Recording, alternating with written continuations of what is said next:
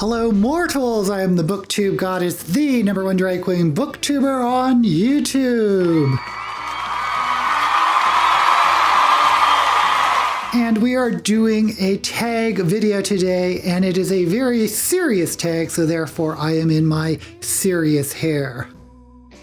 I was tagged with the philosophy book tag by the one and only Britta Bowler.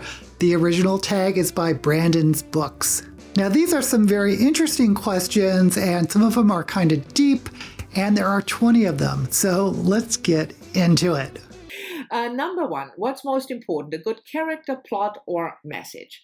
For me, it is plot. I really like a good story. I like an intricate plot. I like twists and turns. That said, of course, if the characters aren't relatable, or you can't get into them, or they're not entertaining, that could ruin the book. But as long as they're at least okay characters, a well-plotted book can go a long way to giving me reading satisfaction. Should one read about books about ideas or opinions you disagree with? I think that depends on the ideas or opinions. Because, you know, I happen to be in the LGBTQ community, so I don't like reading books from a homophobic point of view. Although I guess looking at it from a historical perspective, that can be interesting. I don't think I would particularly like books that advance racism or eugenics, that type of thing. But if we're talking about economic or political or worldview opinions that you disagree with and that challenges you in a constructive way, I think that could be a really positive book to read. But the question said, should you? I don't think you should read anything that you don't want to read, and you should read books for your own entertainment or pleasure or education. Number 3, as tech advances, what do you think will be the role of books?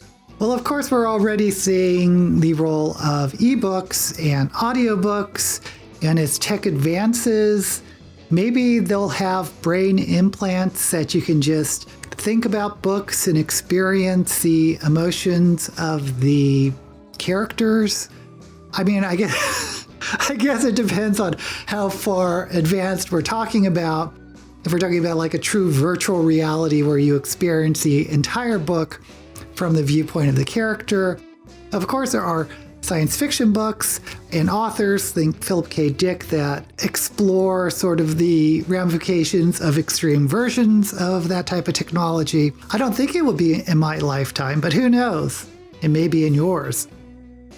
Number 4, how important are summaries, review, and art in your book? Well, everyone knows I choose books based on their cover for my shelve it or shove it game. So the art on the cover of books are important, at least to initially engage me to pick up the book or to read the blurb or whatever. Now, summaries, I don't like. I don't like reading summaries. I much rather go into a book blind, but of course, sometimes you have to read the jacket blurb just to get an idea of what the book is, to see if it's something you're interested in, but certainly don't like summaries, except if I'm reading a series and there's like a year or 2 or 3 between novels. It's nice to go back and read a summary of the book. Reviews, I guess, depends on the reviewer. There are some booktubers out there where I trust their opinion, but I don't actually go out of my way to read a lot of reviews, especially when I'm choosing a new book. Should one ever skim or scan a book? Yeah. I remember a friend of mine who was talking to another friend of mine. We were talking about Lord of the Rings, and one of my friends said, oh, I have a hard time getting into it because of those long poems and all that Elvish. And the other friend said, well, you know, you can just skip those or skim them. So there's nothing wrong with doing what you need to do to get into the book, to get through the book. And I don't often skim or scan a book myself, but I guess there are 1 or 2 times where I can remember just wanting to get through a book and rushing to read it. Should reading always be enjoyable? If the opposite of that is unenjoyable, then yeah, reading should always be enjoyable, but it could also be educational or otherwise informative. But for me, reading is for pleasure, so yeah, I want my reading to always be enjoyable. Now, that doesn't mean it always has to be a feel-good book. There are books that gross me out and horrify me, and I still enjoy reading them. Number 7, is it important to be well read? I actually think there are two layers to answering this question, the individual and society. Individually, I don't think it's that important to be well read. Some people just aren't readers and their focus is on other things. And that's fine. It's totally fine. But as a society, I think it's important at least to have our readers be well read, to know history, to know philosophy, to know psychology or sociology, or to be well informed and to have a working knowledge of different views and opinions. Going back to that other question about is it important to have different opinions, I think on a societal level there is an importance to being well-read, not as the individual, but as the society, or at least have access to different views and opinions. And I haven't really thought this through, but I think there's two levels to this. If you know what I'm talking about, please let me know in the comments because I don't think I'm articulating what I'm thinking. What is your book buying process? I'm the type of person that I buy a book after I finish reading what I'm reading, or I'm close to finishing it. In the old days, I would go to a bookstore and browse and spend hours or my entire lunch shift, looking for the book on bookshelves. Now that I read a lot of ebooks, there's a lot of browsing on Goodreads and Amazon and looking at lists. And that's where booktube and other bookish social media comes in that helps you find a person that may have similar taste to you that may recommend a book. What is your reading process? I'm not sure I understand this question. I read from cover to cover.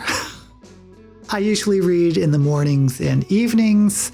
When I was going to the gym, that's when I would listen to audiobooks. And like I said, basically one book at a time.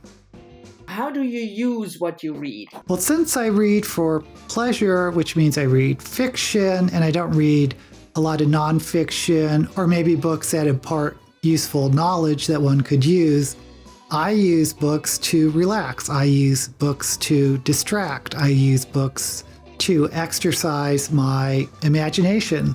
If you could download a book to your brain, would you still read? Gosh, we're getting back to that question about technology in books. I think a lot of that would depend on how a book is downloaded into your brain. Would you read it in your third eye in a linear fashion? Because to enjoy books, there has to be a linear absorption of the story rather than just having it suddenly in your mind. But if I could download a book in my brain and close my eyes and see the text scroll and read it with my eyes closed, yeah, I probably wouldn't read books or ebooks anymore because that seems much more efficient. Just close your eyes and read. Or we could go full cyberpunk and experience book in a virtual reality, which seems kind of both terrifying and exciting. What are your views on rereading? I don't think I have a strong view on rereading a book. I generally do not reread books. There are a few books that I do reread for nostalgic reasons, or if I'm feeling in a certain mood, I'll pick them up again. But generally for me, after I read a book once, it's pretty rare I pick it up again. I just want to move on to the next story and then the next story. What makes a book good? Well, like I said before, a strong plot goes a long way for me. But I guess there's a difference between a good book and a great book. A great book would hit on all cylinders. It would have a great plot, characters. Oh, the other question was about messages. I didn't say anything about that because I don't really care about messages. But I guess if a really good book moves you in some way, there is probably some type of subliminal message that at least resonates with you. But it's hard to give a universal answer to this question. But I've certainly read books with very little plot, Dahlgren by Samuel Delany, which I think is a great book. And I've read books with characters that I dislike, that I still enjoyed the book a lot, The Wasp Factory. So I guess this is a hard one for me to answer in a general sense. I guess we could say a good book makes you feel introspective in a constructive way. And next question, what makes a book bad? Again, this is another question that is hard to generalize because I could say a character I don't connect with, but then again, there are anti-hero books and other types of books that have really horrible characters and I really enjoy the books.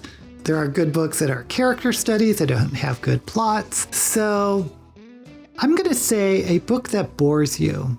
If you are bored by a book, then it's a bad book. How do you feel about not finishing a book? It makes me feel sad because no one starts a book expecting not to finish it. We expect a good story. We expect to be entertained. We're putting our time and money and attention into this book, and sometimes when it's just not working for you, you have to put it down. And I think that's sad because I want every book to work. But sometimes a book just isn't for you. Sometimes a book just doesn't work for you. Number 16, should the author's personal life matter at all? I think if we focus on the word should the author's personal life matter, then the answer is no, it should not, because we want to be objective when we look at literature. But the truth of the matter is that sometimes the author's personal life does impact our feelings about a book. You all know what I think about Orson Scott Card and his campaign against gay marriage, really coloring how I feel about his books, even though I do think Ender's Game is one of the great sci-fi books of all times. Same with Marion Zimmer Bradley. She has passed away, but her daughter raised some accusations that makes it hard for me to read her books anymore. But I still maintain The Mists of Avalon is one of the great feminist pieces of literature. And I have enjoyed David Eddings' books before, but after he's passed away, some crazy, crazy stuff has come out about him and his wife. Google David Eddings and you'll see that for yourself. But generally, if an author has passed away for a long time, like I have no problem with Lovecraft, even though I know he may have had some racist tendencies, it doesn't affect my enjoyment and appreciation of his work. And honestly, before social media, and there was a time before social media, authors' personal lives were not on anybody's radar, with the exception if you're taking a literature class on Hemingway or Faulkner or whoever and studied their life in conjunction with their work. Other than that, no one knew anything about authors. But now in this time of social media, authors are under a magnifying glass, and I don't think that's really a great thing, but it's the world we have to live in. I don't think their personal life should matter, but I think it does matter. And yeah, even I am susceptible to having my views of a book colored by a author's personal life, at least what is shared on Twitter or social media or YouTube. And I don't think that's a good thing. If you could only read one genre for the rest of your time, what would it be? It would be fantasy. I don't think there's any big surprise there for anyone who's watched me. I love me some fantasy. Do you ever read a book without knowing anything about it? Yes, and I absolutely love it. I love getting a book.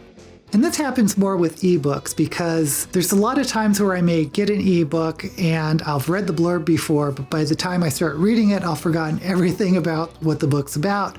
But I don't go back and look up the blurb. I just jump right in, and it's always a surprise.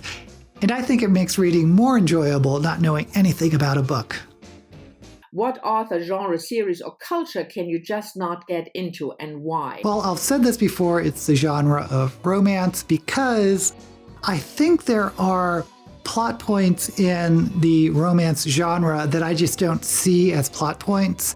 And it makes reading it very difficult for me because I feel as though nothing's happening. And I guess there are things happening emotionally or in the relationship, but it's just not enough to get me to register that, I guess, in my subconscious as a viable plot point or turning point in the plot. So it just seems like these stories don't go anywhere. Do you think everyone should read, and why? Well, I'm going to assume this means should read books, because I do believe anyone who is intellectually capable of reading should learn to read. But if we're talking about just reading books, I don't think everyone should read. I think reading, and I'm talking about reading for pleasure, only appeals to some people. I would encourage people to give it a try, But if they find it tedious or boring or they just can't get into it, you shouldn't force yourself to read. And it doesn't mean you're not intelligent or emotionally available or well-rounded. It just means you don't like reading for pleasure. Big deal. Okay, there's a lot of questions in this tag, and it's a challenging tag, so who should I tag? How about Michael Everett's Fit to be Read? He's read a lot of science fiction books, and I'm kind of curious how he's going to answer some of these questions. Let's also tag Eric of Break Even Books, because I think this tag's gonna break him. No, I'm just kidding. I'm just kidding. Eric, I want to hear from you. And finally, I'm going to tag Ashley of the Bookish Realm, the librarian booktuber, because I think if she does do this tag, and I'm not sure she does tags, and I'm not sure if she'll see this video, but I would be very interested in seeing her answers. Until we meet again, may all the books you read be blessed.